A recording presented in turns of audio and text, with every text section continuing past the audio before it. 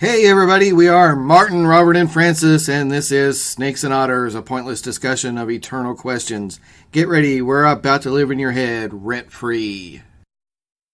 Hey everybody, welcome back to Snakes and Otters. Pretty excited, this is episode 36. And it's a fifth Friday of the month. You know what that means? Hoopajoob! That's right. Yes. So, Hoopajoob. And this is a super special Hoopajoob. Yes, it is. Because this one, and I don't know why this wasn't episode 1. Yes. My fault, probably. Well, it's threaded through all the way. This is the crescendo of all that we've done before. Yeah. So, this is about bourbon. So, the drink that fuels all the episodes you've already listened to. So I am Martin. And I'm Robert. And I'm Francis. So guys, bourbon. Let me count the ways. Yes. Bourbon. A rose by any other name would still smell just as sweet. That's right. We could do this all day long, like Steve Rogers would say. So, a definition. Please. So... Well, there's a legal definition... And then there's the rest There's of the our definition. Yes. Right. Yes. And our definition has one important caveat. It's 51% corn mash. Okay. Is your starting point. Now, it can be greater, it just cannot be less. That's right. 51% or better corn in the mash. Mm-hmm. It's aged in new charred oak barrels. Right. Meaning they cannot have been used for anything else ever. Right. Although they can be reused afterwards for something charred. else. Yes. Yeah. And made in Kentucky. Yes, that's the caveat. That's the major. Officially, for it to be called bourbon for like export rules, it's just got to be made in the U.S. But no, for us, yeah. Yes, I was in a store the other day. I picked up a bottle and it said it was made in Tullahoma, Tennessee. So, well, that's not in the right place. So you put it back promptly. Put it back. That's politely, but promptly. Yes. Right. That's whiskey. Yes. Tullahoma is kind of a famous place. I thought about this. It seemed like that rings in my head. Was that a Civil War battle? No. I've never heard of it. No, not a major one in any event. It seems like that's one of those stories from Ken Burns.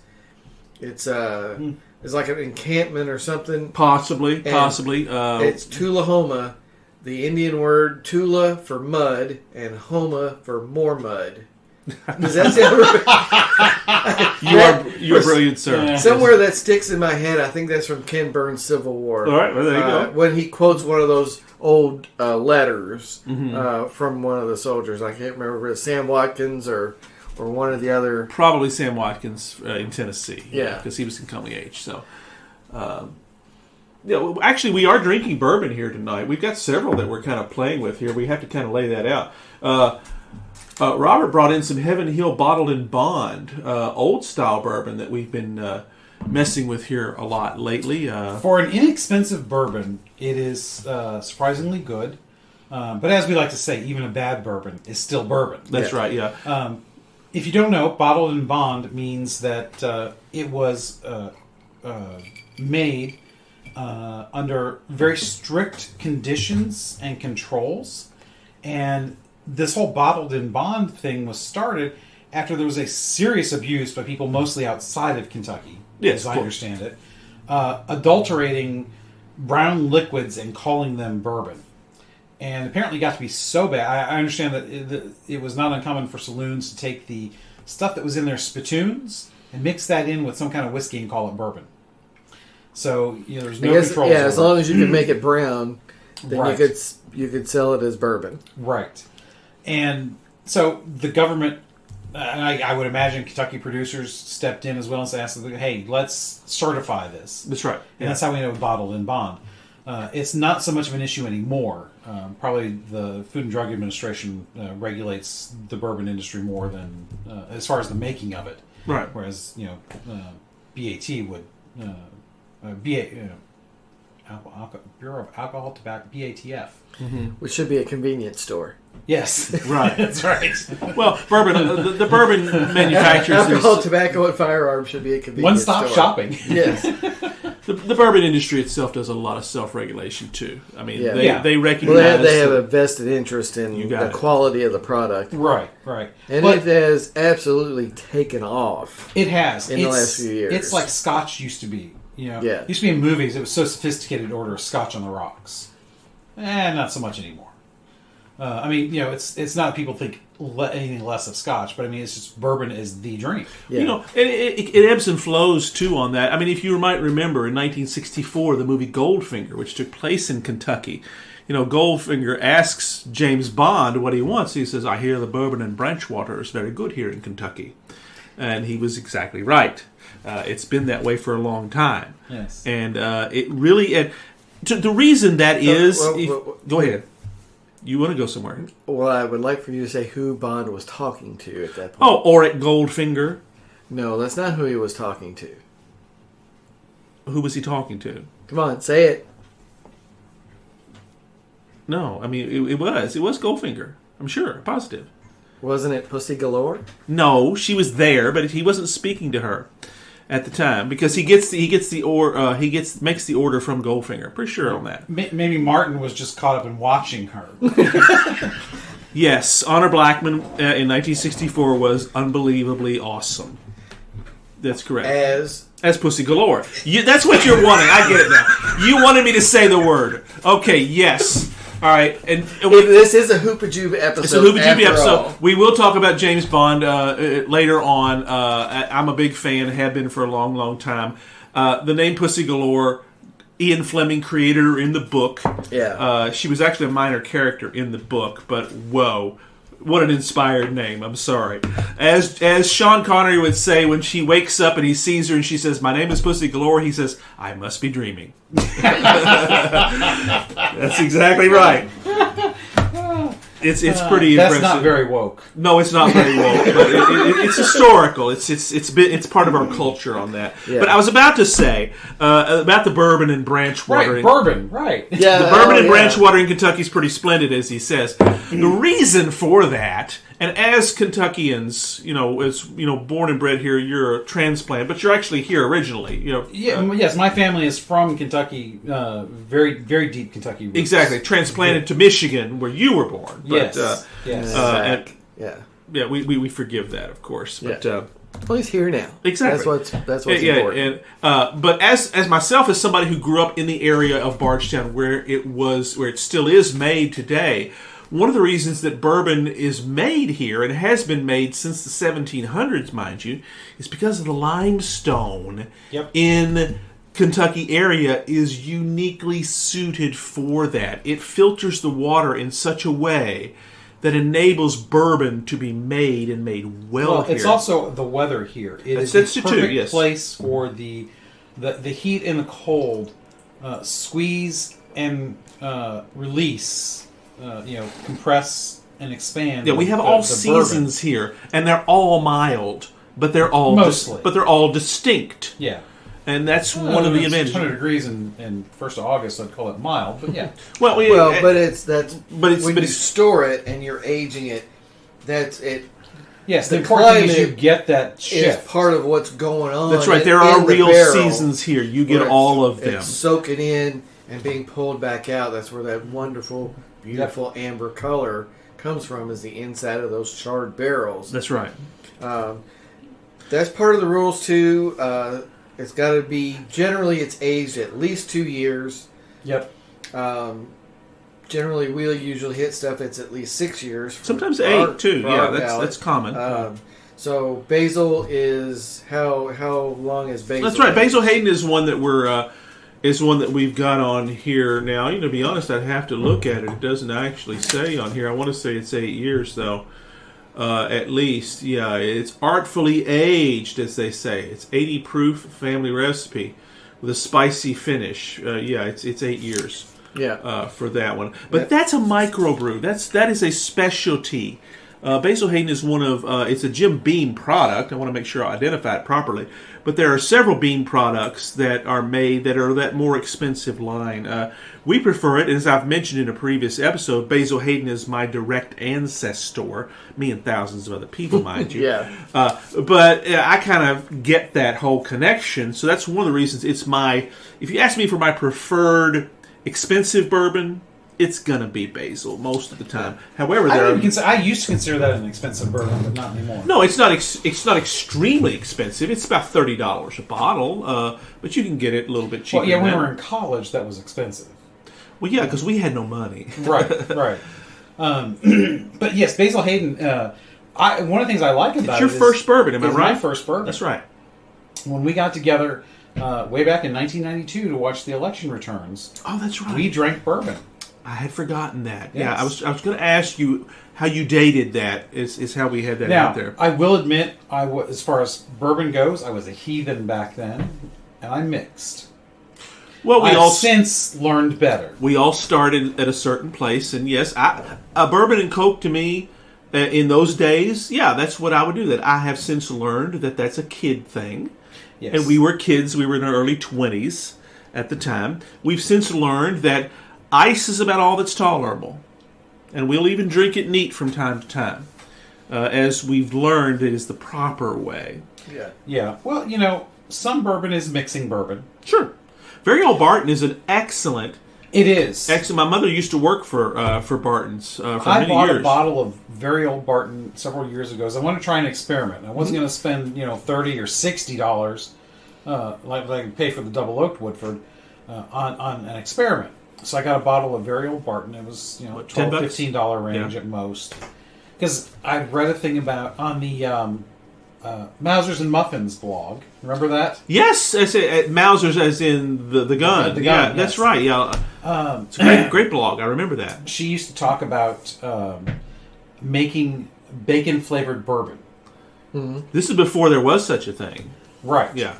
And so I tried it. It didn't work out that well, unfortunately. Yeah. But it was How nice could attempt. bacon and bourbon in any way be wrong? Exactly. Bacon is one of the two things that makes everything else better. That's right. 3 maybe, because I always say it's bacon and caramel, but you could probably add bourbon to that. I think so. Yes. Yeah. Yeah. I think it's a very. Well, yeah, bourbon cocktails have certainly taken off. But yeah, we pretty much stick with the basics. Throw some ice in the glass. That's about it. Yeah. Now And we've pour some in. done all the others. I like the soapstone cubes, and I like the metal balls. Yeah. And Yeah, cubes. I've got the metal ones. We're not using them tonight because we're here on the first floor of the Baxter Building, actually. And sometimes I'll bring out the metal cubes. I didn't tonight. You have the soapstones that you. I do. I like the metal better. It retains the cold longer. It's actually downstairs in the freezer. I could have brought them up. I just didn't. Well, they're only good for one drink. Well, that's right. Yeah. Yeah. But that first drink is great. That's right. It's nice because you get that chill. Now, some people like Martin like a splash of water. The theory is that it helps bring out the flavor. I don't know if I'm believe kind of that, with but- you on that. I'm not. It's either neat or it's on ice.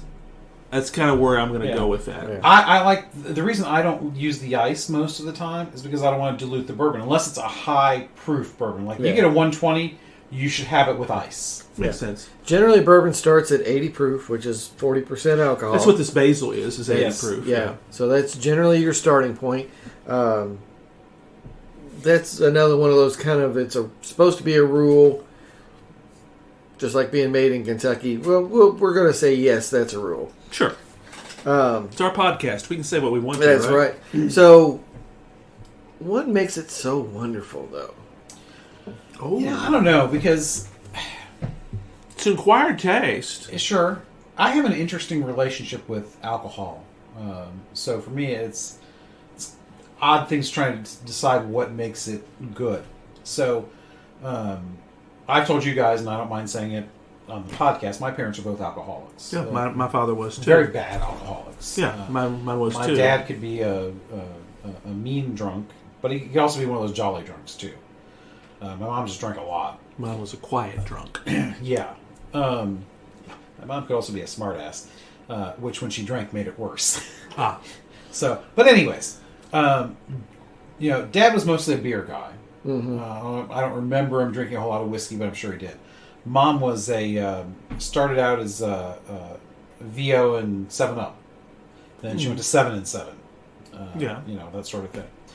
I learned how to make a drink when I was, probably 12 years old. Yeah, same with me. Yeah, Bartender exactly. for my mom. Yeah, that's right. Never really cared for the taste of whiskeys. Beers I didn't mind too much, but never really cared that much for the taste of whiskeys. Until we were at my house in the basement, and we were watching the returns that night. 92, right? And you... 94. No, 94. 94. I said 92. Yes, it was 94. Yeah, I'm making sure, yeah. Yeah. And you had brought a bottle of Basil Hayden's. That's right. And I had just bought that for the first time because I knew he was my ancestor, and at the time I wasn't making squat. None of us probably were. So a $30 bottle. That's an extravagant expense. It was an expense, but I did that for us, to be able to do that. Right. And it was probably it's not my first bourbon. That was probably when I was about 14. It was Eagle Rare years ago at a First Communion party, I believe, at my house. But this is one of my... It's very Catholic. It's very Catholic, yeah. But this was kind of one of the first ones I was splurging for. I knew this was the good stuff, and we're going to do this for us to gather together. And... and I can't remember... I know that I had it, again, like I said, I sinned greatly, and I poured Coke into my Basil Hayden. You are forgiven, my son. And, I feel like every time I go to confession, if I haven't said it, I should bring it up. But luckily we say, and for all the sins that I can't remember when we confess. Right. Yeah, grant him absolution. That's right. You can't. I can't. I'm just a deacon. You can't do those sort of things. Right. But it's been done. It's been taken care of. It's taken care of. Yeah, your confessor took care of that. At worst, it's a mortal sin, but I think because of ignorance, it only goes up to venial, so that's already taken care of. Anyways. Yeah, we were pretty ignorant at that time. Exactly. But at least we knew it was good stuff. It was. It was very smooth. It still is, even with the little bit of Coke added to it. And of course, now. I prefer a sipping bourbon, not a mixing bourbon. Yes. I do not understand people who get shots of bourbon. Because you down it all in a drink, You don't buy a shot of something to sip it. That's kind of we got that idea, I think, from the Western movies. Right. It's really not a cultural thing, and I think that's another episode we're going to do on the Western. But generally, people, you see a shot glass of something. And they throw it back. That's because a waste of bourbon. Well, it's because in every Western movie that's ever happened, you see you're that not happen. a man if you don't knock it back. That's right, exactly. A true bourbon aficionado knows how to make it work, make it sip. There was a ad years and years ago. This is probably back in the 70s and 80s. It was for whiskey, but it applies here. It was for George Dickel, which is a Tennessee whiskey. That it says water is made for drinking, Dickel is made for sipping. Oh, very nice. And in full disclosure here, I'm going to slide off into a Star Trek thing here for a second. Ooh. But here at the Baxter Building, up on my shelf behind me is a George Dickel bottle. Oh. A brown bottle. You guys can see it up there. It was the same bottle that was used for Saurian brandy. Oh, it's under your hat. Oh, my hat's on it, yeah. The same bottle that's used for Saurian brandy in the original Star Trek series. Yes. That they appropriated that bottle, which has got a long curved neck. And I picked this up years ago at a... It's got the leather strap It's got the leather strap handle. It's really kind of nice. It is. It's a slick-looking bottle. Exactly. And I bought that years ago. It's sitting up there. It was the original Dickel bottle. It wasn't one of the props. Basically, the prop master, Feinberger, stole it and appropriated it. This is the level of nerdness that we reach when we can name the prop masters of a television show that's 50 years old. That's correct. Yes. Just pointing that out. So yes, we got. But it was a whiskey. It was the same theory applies. So yeah, bourbon is meant for sipping. So what was your first bourbon, Martin? I don't recall. We'll make something up.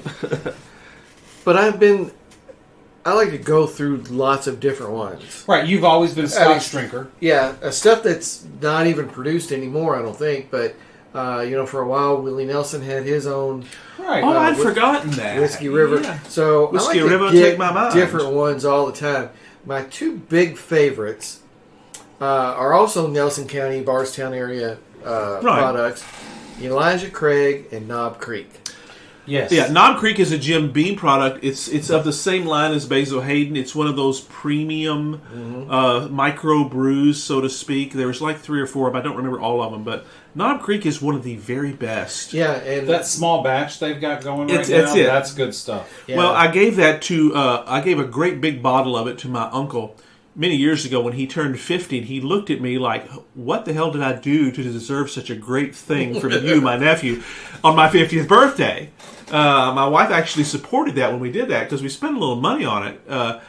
But we kind of showed, you're worth this. This is a great gift. Yeah, yeah. I mean, a good bottle of bourbon says a lot when you gift that to somebody. Yeah. It's always in good form. But I like those two. They're regular Knob Creek and the regular Elijah Craig are about a $25 to $28 bottle. That's right, yeah. Around here. Right, yeah. I don't know what they out of state. Right. Well, when we went to Owensboro recently on a road trip, we bought we went into, I think it was a Kroger. It was Kroger, yeah. Kroger. And we went into their liquor section, and we were stunned at the affordability. Well, they had a big sale going on. They did, but hey, it worked for us. It We did. all walked out of there with bottles of stuff that we said, well, we weren't planning on buying this, but wow, this I is bought really- a bottle of Four Roses for $18. the That's bottle, unheard of. The bottle of basil we're drinking tonight, I bought there that night. Right. And it was much cheaper than the norm. And what did you buy? You bought Larceny? Yeah. Yeah, which is a Heaven Hill product. Every one we bought was great. Absolutely. I mean, as you've said many, many times, there's no such thing as a bad bourbon. Right. It's 'Cause still even a bourbon. bad bourbon is Yeah. It's still bourbon. That's Yeah. right. But there's sort of two tastes going on there with a lot of bourbons. There's one will have, or some brands have these. I think they're called esters. That's this chemical that's in them that can give you that where it sort of comes back up and gives you the little cough. Yeah. Right. And then the other brands have started to pull those out so that you get that much smoother finish to them. In some circles, that cough was the sign of a good drink. Yeah. Because it was strong. Yeah. No, it just means it's rough. It just has those chemicals in it. Right. That Well, are being yeah, pulled and out. you want that great taste. And I think that's kind of what we're talking about here. Is when we first had bourbon, we didn't quite understand the whole taste issue of it, Right. and I think that's something that you develop with age. I don't think the younger versions of us, anyway, Yeah. really understood that or appreciated that. Well, and we didn't really become regular bourbon drinkers. I mean, I'm a semi-regular bourbon drinker. I'm not going to drink every night or even every week. No, I'll drink when we gather. Right. Because relationships and bourbon I go drink together. at church. Well, yeah, not bourbon, but wine. But yes, Well, no, it's not wine when I drink it, but no, I drink Well, bourbon yes, at the right. rectory. So. yes, exactly. Yeah. And that's something that, because as a child, as an adult child, I'm an alcoholic. I don't like that. Yeah, I never saw the appeal. No, in I don't hard either. Liquor because I And- equated hard liquor to the bad alcoholism stuff, that the my mom alcoholism had. and the bad experiences that we Yes. had resulting from that, whatever they looked like. And yours were different than mine. But ultimately, they're still the same thing. And I kind of felt a little bit of guilt moving forward, realizing, wait a minute, what's wrong with bourbon? Well, the first question I asked myself is, I must prove to myself that I'm not an alcoholic like my father Yes. was. So that way I can have a drink and only have a drink on occasion, which we do when we gather. When we record a And podcast, to be able to put it down. that's correct. I don't have it any other time. I never care for it. Well, you know, that proving to yourself that you're not an alcoholic, especially for children of alcoholics. That's a family of origin thing, big Yeah, time. it's a Yes. family of origin thing. I've got a friend who I won't mention because if I mention any details, you'd be able to figure it out. Or other people who are listening, if they knew us, would figure it out. But he, every year, he doesn't do it every year. There are a couple of years he skipped since I've known him, but he generally does a New Year's to sometime in February, beginning of Lent time frame, when he goes to the races in Florida. Yeah. Car races, NASCAR, stops drinking any alcohol at all. You know, it's not just a Lenten thing; it's that January 1st. Yeah. It basically says he was saying to prove to himself that he's not an alcoholic. That's right. Because he drinks a fair amount of beer. Oh, he does, yeah. Yes. And he doesn't drink a whole lot of bourbon, except when we get together with the group. But, yeah, which I always found interesting. Because, on the one hand, I've always thought to myself, if you have to do that to prove it to yourself, aren't you already answering your question if it's something you do every year? Well, yeah. But on the other hand, if you're able to do it, that sort of answers the question without too. any ill effects, so to speak. Yeah, because I can pour. I'm pouring some right now, and the only time that I drink is the times that we gather and the times that we record. I will have a beer by myself at home. It's rare that I will have a bourbon. Oh, I won't have either, as a general rule. The only time that I will have one.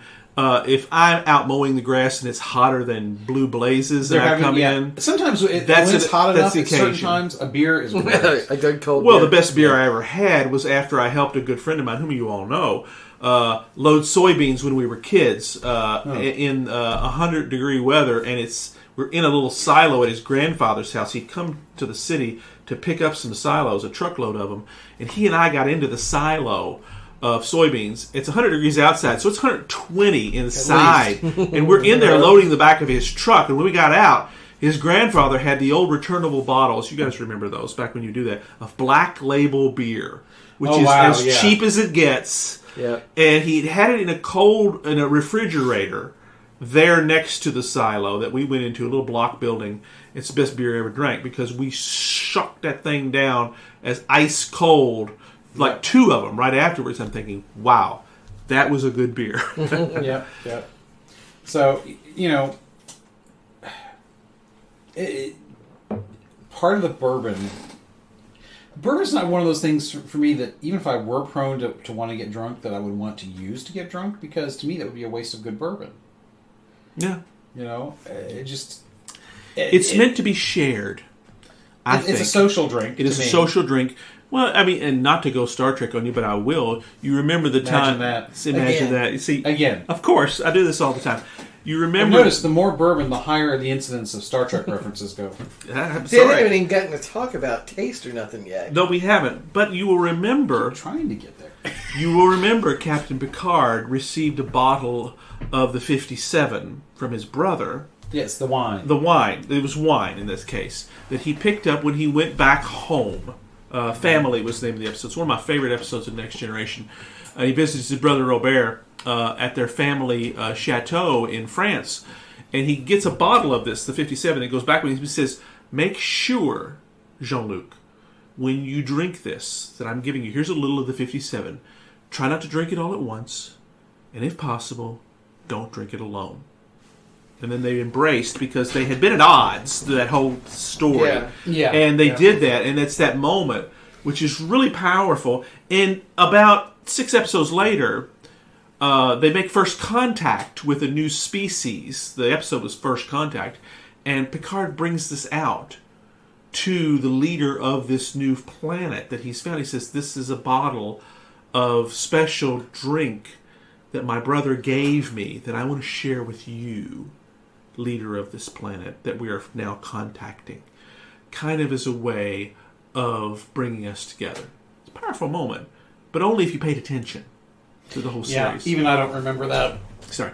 Well, yes, you do, because you remember that. No, I don't remember. You don't remember that moment, but you remember the episode because Will Riker goes down. No, I know the episode. Baby Newith. That's right. Yeah. He shall we say? My memories of that overshadowed anything about Baby wine. Newith. Yes, he boffs her, shall we say? That's a kind way of putting it, because she loves aliens and. Well, she was fascinated by the concept when first one she ever met. But that's correct. But yeah, I'm sorry. Well, we could do a whole episode on Frasier and let me roll We're here back. to talk about, what was that? Oh yeah, bourbon. Bourbon, that's right. We're Hoopajoobing, so we're all over the place. But to be expected. The two that I like, and I mentioned Elijah Craig and Knob Creek, to me that's the flavor, because that caramel sugar, kind of brown sugar maple syrup from the barrels comes through for me the most in those two. And I love that maple syrup flavor, especially in the Knob Creek. By contrast, one that is very, very popular and they won't become a sponsor of our podcast after I say this, but Buffalo Trace. Oh, really? I didn't realize you didn't care for those. Buffalo Trace tastes like medicine to me. Really? Yes. No, we have never bought that on air. We've never had that as I may have had it at the rectory. Sure, I've had it. Oh, it's very popular. Well, yeah, I mean, I'm not saying I haven't had it. It's just we've never featured it here. Didn't realize. Yes, no point in doing it now. I guess we're not going to do it now because I would have. It is, as you say, very popular. It's considered a premium. Yeah, it is. It's made in Frankfort, Kentucky, if I remember right. Yes, It has its own distillery. Smaller batch. And it's a comparable price level to Elijah Craig and those. Yeah, it's not a super premium. It's not exceptionally expensive. Again, as you've said so many times, good bourbon. It's all good bourbon. There's no such thing as a bad. But the brands are exploding right now. There's stuff everywhere. Oh yeah, the tiny independent breweries, which will eventually, I'm sure, all be picked up like all the beer breweries were. Well, maybe, but that's something that our listeners, if you're listening to us in other parts of the country, what we see here in Bourbon Country, which is where we live, is that this small independent distillery spirit, no pun intended, is very much alive here. Because, like I said, that limestone here, anybody can do this if you've got the capital and a little bit of an ingenuity. You'll start up your own independent brewery. They're reopening all over the state. All over the place. There's a little bitty one that's it's literally within a stone's throw, and I do mean a stone's throw, of Heaven Hill in Bardstown. This place called Willett Distributing. They got to be related, because I got Willets in my family, that's for sure. Willets at my parish. Well, you see, yeah, it's one of those common names that comes from what we call the Holy Lands of Kentucky, in that Nelson County area. It's also very Catholic, as well as being very bourbon-oriented. It's what about there. That's the sad thing about Jesus not having been born in Kentucky. Because if he had been born in Kentucky, we'd all be having bourbon at communion time, not wine. That's correct. Well, we perfected bourbon very much in that area because the area where bourbon comes from is also very Catholic territory. Mm-hmm. We kind of perfected that. In fact, there's even a story. Believe it or not, I'll slip back into a little history from the area in the 1880s, and you can still find this. There was a newspaper article. It was like a brochure that was put out that kind of talked about many various stories of the Nelson County area, which is where a lot of this comes from. And across the river from Nelson County is LaRue County, which is where Lincoln was born, in Hodgensville, mm-hmm. which is just a few miles over in there. And you know how history kind of gets changed. It was published in the 1880s, and there was a story told. It's actually one of my ancestors, about a John Boone who had a distillery right across the river in LaRue County, not far from where Lincoln grew up. Mm-hmm. Around the time that Lincoln himself was growing up. And the story, which must be apocryphal, we know this, that John Boone encountered a young Abe Lincoln, because it was literally just a mile or so, his distillery was, from where Lincoln's boyhood home was, which is, you can visit it. It's a local state shrine. I suppose you'd call it a shrine. And he would say, that young boy, Abe, is going to amount to something someday. But ultimately, John Boone, the distiller, knew young Abe Lincoln. And, maybe. Yeah. Well, as I say, that's how the story goes. There's a lot of apocryphal stories about bourbon. But it's fun. That's correct. Yeah, because he was a distiller. And I can even tell you, if you drive out in that area, because I was born out that way, I can tell you where this distillery, about where it was, because it's not that far from Lincoln's boyhood home that you can still go see out that way. So, to interject, because if we don't stop him, he's going to talk about all this stuff that's only tangentially related to bourbon. Of course, that's right. So, please. Something you mentioned earlier about taste we haven't really gotten to, but one of the things that I want to mention that not many people know, unless you're an aficionado, is that bourbon is legally America's spirit. It's America's national spirit. It's a Senate resolution in the 60s. Yes. I didn't know that. Yeah. Actually, I thought it was... There's an irony for you. That was actually passed. Yeah. I was going to say, I grew up in the place where that happened, and I didn't know that. It is the unique American spirit. Because if you think about it, it was Should developed be. entirely here. That's right. Yeah, In the this area country. where I was formed and created. Yeah, well, we don't hold that against it. Thank you very much for that. Yes. So, for me, again, not being big on the drinking just to drink, it was really within the last 10 years I've really started getting into bourbon more. Thank you to my former pastor for that. I can say I have had Pappy Van Winkle. I've never had Pappy. I had it once when I was over there, I think. Yes.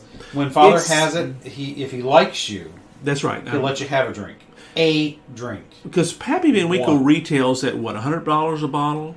More than that. I think it's $2. I think depending on the version and the batch. That's right. Yeah. It's kind of the apex. It's used it's considered as the top of the line. the top of the line, and it's hard to come by. It's not easily available at times.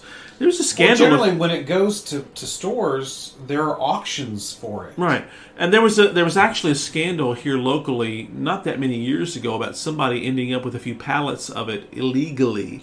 Well, a bunch of it was stolen. Stolen, exactly. That's right. Yeah.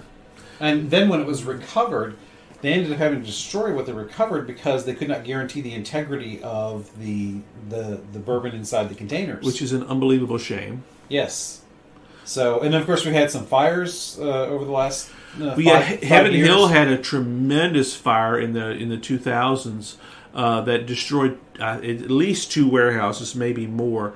Oh, there was a fire earlier this year. That's right. Yeah, exactly. It's not the only one that's happened. Because one distillery's rick house collapsed. Right. Yes. And all the barrels shattered and ended up in a stream. Actually, not all of them did. That's not right. All of them did, surprisingly. But they did lose quite a few barrels. They did lose quite a bit, yeah. That's exactly right. And, that's... fish couldn't swim in a straight line to save their life after that. It's a flammable material, my goodness sakes. Of course, once a fire starts, you're in deep, deep trouble. The Heaven Hill folks, which we've drank, actually, the Bottle and Bond, the old-style bourbon, it's a Heaven Hill, that's what we're drinking.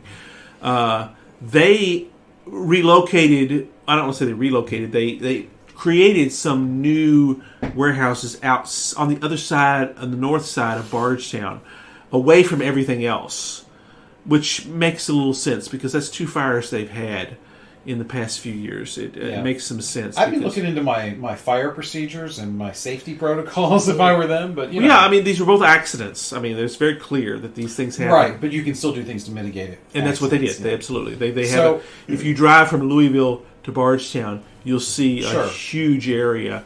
Because these things got to age, for goodness sakes. There's huge warehouses and of most these things. Most people drink bourbon. They're not going to drink less than a 6-year bourbon.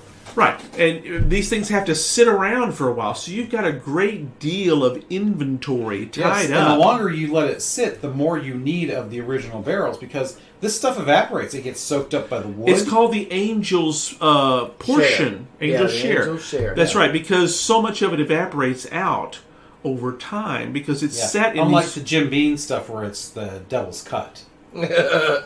Ours is heavenly. The angels get it. That's right.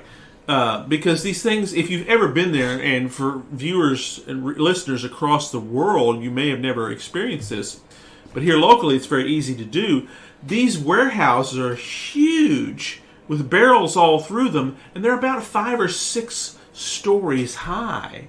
Can you imagine the tax revenuers that have to go through? I worked with a guy that used to do that, and you'd have to climb up these 5 stories up and measure to make sure these barrels are actually as full as they say they are, and they are full of the proper product. Right. You have to taste them.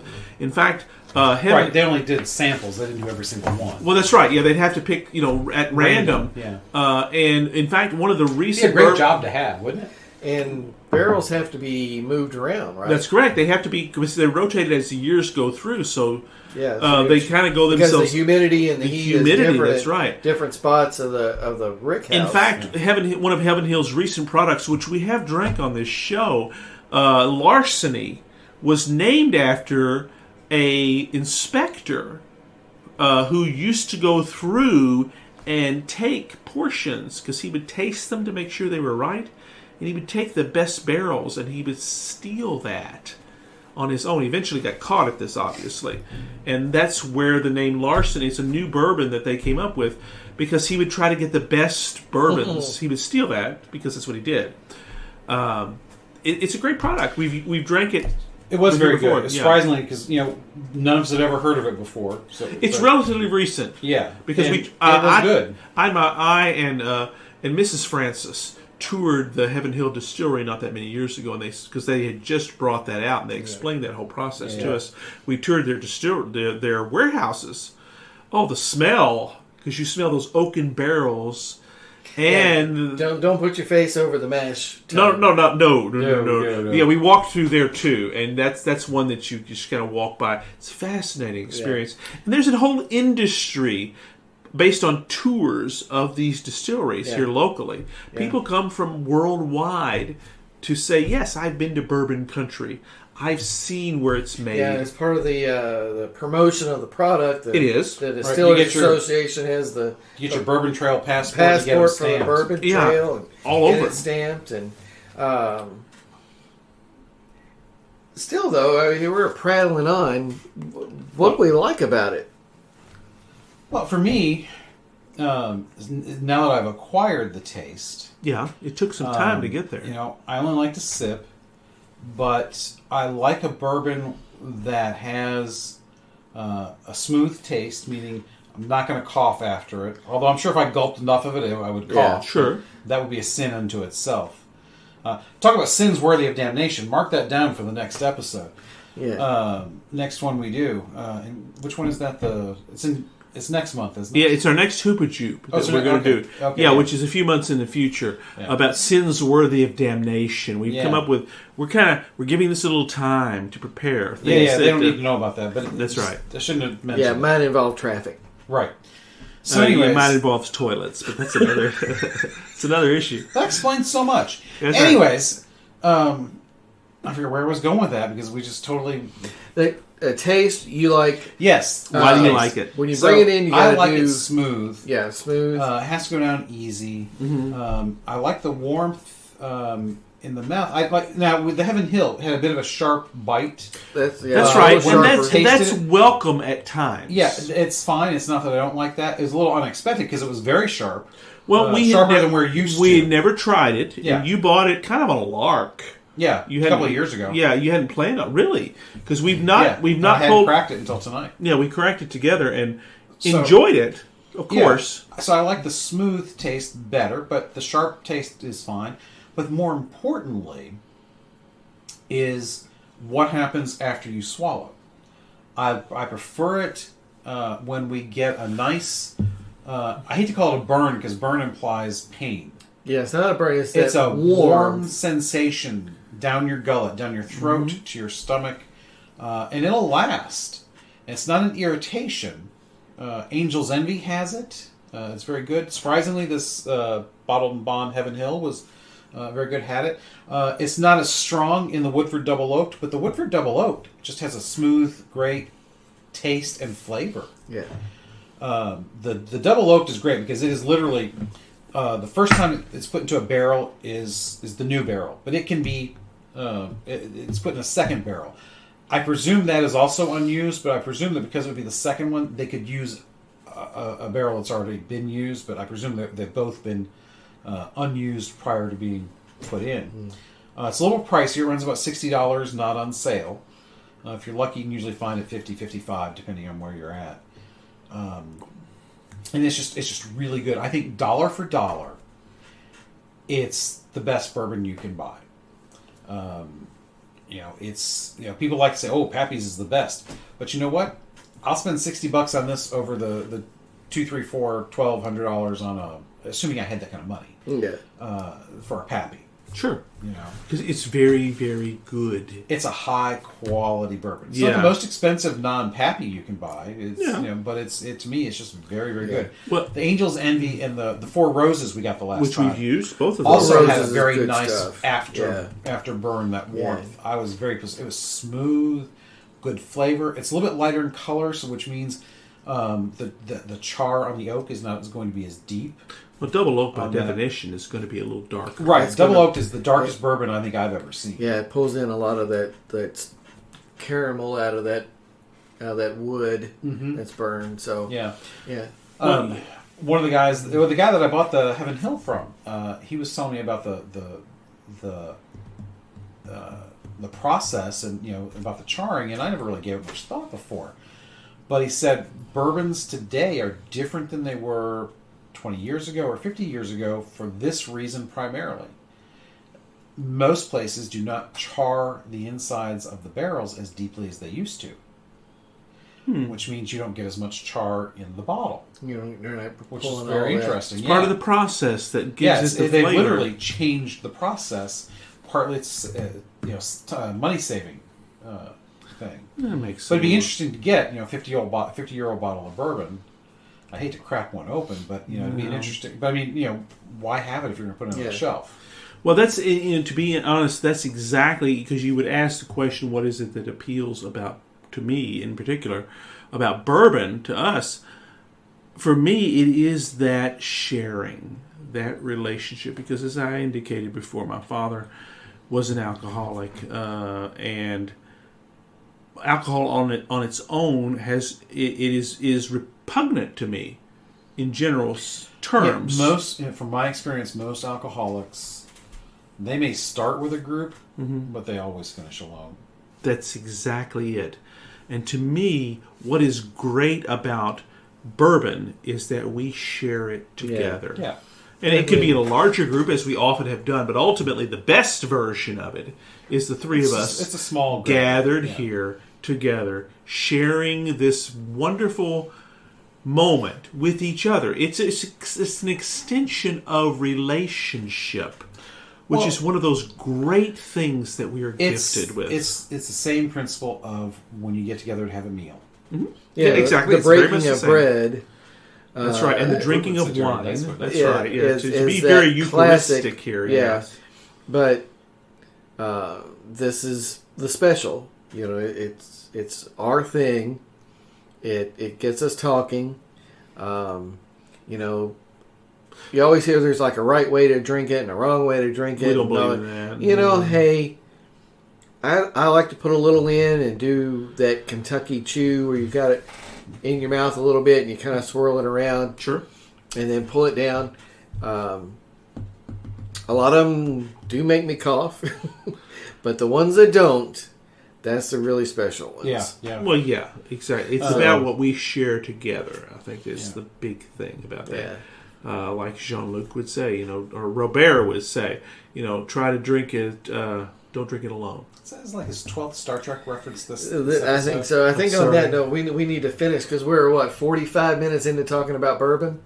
Wow. We could talk a lot longer. 47 minutes into. No, we got to finish. All right. So real quick, we've mentioned the Elijah Craig and the Trevor. Elijah Craig and Knob Creek are my two favorites, but the Larceny's been really good. I like. I think it's called Antique Weller 107. One that's super popular that I don't think I've had. You guys may have tried is Blanton's. Yeah, sure. Yeah. Blanton's is a very old bourbon. Yeah, we've had that before. We like our Woodford. I personally still like Maker's Mark. I'm not as big on Maker's. Yeah. I mean, it's okay. It's a good place to start if you're not sure you want to get into bourbon. It's a good place to start. It is. And then move into these others. Is great. It is seen because of the marketing as a high-end bourbon. I do not consider it a high-end bourbon. To me, it's not so low-end to be strictly a mixing bourbon, but it's one I would not mind mixing. Mm-hmm. Blanton and Antique, as you mentioned there, are very old brands. My grandfather drank both of those. Yeah. Back in the 60s and 70s. You go back to Wild Turkey and... Sure. Oh, another one that I've had recently is pretty good is Russell Reserve. Yes. You mentioned that. I haven't had it yet. I've had it. You need to buy it and bring it in here as we can run that through here. I think I may have had it at the rectory. The Jefferson's Ocean, I think it is. Yeah. I've seen the Jefferson's done a lot of advertising here lately. Looks pretty interesting. I haven't tried it. I believe it's still barreled up here, but they age it on the ocean, which is an interesting mix. Hey, bring it on. That's right. I've also noticed, speaking of the Woodford Reserve Double Oak, which is one of my personal favorites, that other brands and even other alcoholic drinks are doing double oaked stuff. Yeah. Yeah, that's one of the interesting developments in recent years on that seems to have a lot of legs to it. I'm guessing it's because it's kind of like the craft beer thing. Yeah. It's become such a big deal that they're looking to differentiate themselves. Yep. It's not directly a bourbon drink, but BBC, Bluegrass Brewing Company, they make Kentucky Bourbon Barrel Ale, where they take... we had that. the last I saw it was Four Roses barrels, and they aged their ale inside the barrels. Yeah. And it gets it's a darker color, like you would expect from this, the Woodford, but it's not like a stout. Yeah. It's still an ale. Yeah. It just looks dark. Right. And that is very good. Double the alcohol content, though. Yeah. So you got to be careful when you drink those. Yeah. I still have to claim the basil is probably my very, very favorite among all of these. Like I say, there's so many possibilities. It is so smooth. 1792. That used to be our bourbon. You stole my thunder. That's exactly where I was going to go with that. That's one we've used many, many times before. It's a Barton's brand, and it's exceptionally good. We need a road trip to the Sherwood. That is exactly right. Yeah, one of the best places to drink bourbon, among many other things, is the Sherwood in New Haven, Kentucky, where I was born and raised. My family actually, one of my uncles is part owner of that. We've spent many a time down there, and not in recent days. It's been many years. Been many years. That's right. It's been a couple since we've been We need down, to do for that sure. because it's a place to go. As kids like to say, it's been a minute. That's right. Snakes and Otters road trip to the Sherwood. Well, that's I think so very easy to do. Yeah, because it's a place where you can enjoy the good bourbon in bourbon country. Yeah. In where it was born, raised, and created out there. Yeah. So we actually, we've really had sampled quite a bit, and honestly, I can't think of one other than, and again, it's just I like it okay, but there's just so many others I like more. It's not like I hate makers; it's just I like so many others more. Well, there's no such thing as you said many times, bad bourbon. And for all those we didn't mention, we apologize. But which may not have gotten to you. Yeah, we got to you. If you want to send us free samples, we're happy to put them on there. That's right. Because we love all bourbons. That's right. We're very never go inclusive. exclusive with one. No, we're very inclusive on what we do. I wouldn't say never. I mean, take a lot of money. I mean, if Angel's Envy says, "Hey, we want you guys to be the spokespeople," well, that's for the this product. That's the future. Where's the dotted line? That's correct. Two questions: how much, and then where's the dotted line? Where's the dotted line? That's right. So, guys, we're eager opportunity, but bring it on. Are we at 52? Oh my goodness, we've never gone this long. Yeah. Yeah, we have, but not in a long time. Yeah. It's Hoopajoobs, that's the kind of thing we're doing for Hoopajoobs. We're just right. all over the place. We're going to spend 50 minutes trying to convince everybody to drink bourbon like we do. Thanks for being with us here every week at Snakes and Otters, a pointless discussion of eternal questions. Be sure to spread the word on your social media accounts. Follow us and retweet us. We are on Instagram and on Twitter at Snakes and Otters. Let your friends know that they can find us on Podbean, Spotify, Stitcher, iHeartRadio, Apple Podcasts, and on YouTube. Just search Snakes and Otters Podcast to find us, and please remember to leave us your comments and reviews. It helps people find us. And you can always send us an email at snakesandotterspodcast@gmail.com. I'm Martin. I'm Robert. And I'm Francis. Catch us next week. Same snake time, same otter channel.